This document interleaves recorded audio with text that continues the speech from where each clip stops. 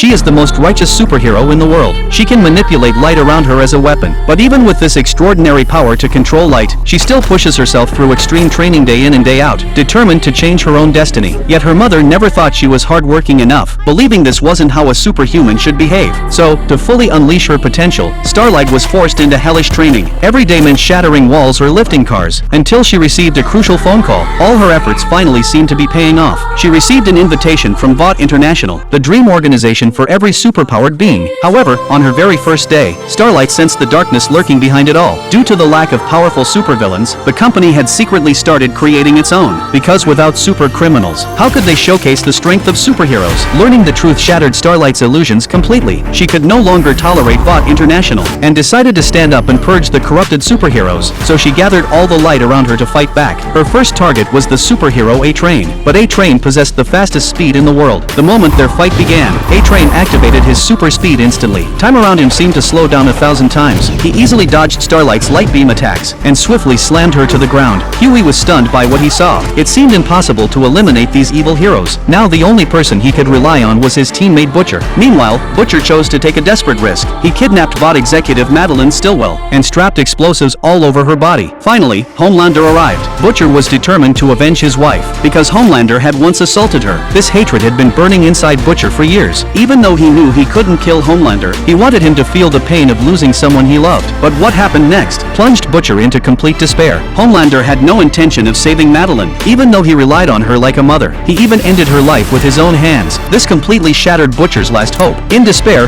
Butcher detonated the bomb, intending to end his own life. But when he opened his eyes again, he realized he was still alive. Clearly, Homelander had saved him, but not out of kindness. It was to make Butcher suffer even deeper despair. It turned out Butcher's wife was actually still alive, and had even given birth to Homelander's child. This truth completely broke Butcher. The revenge he had held onto for so long suddenly lost all meaning.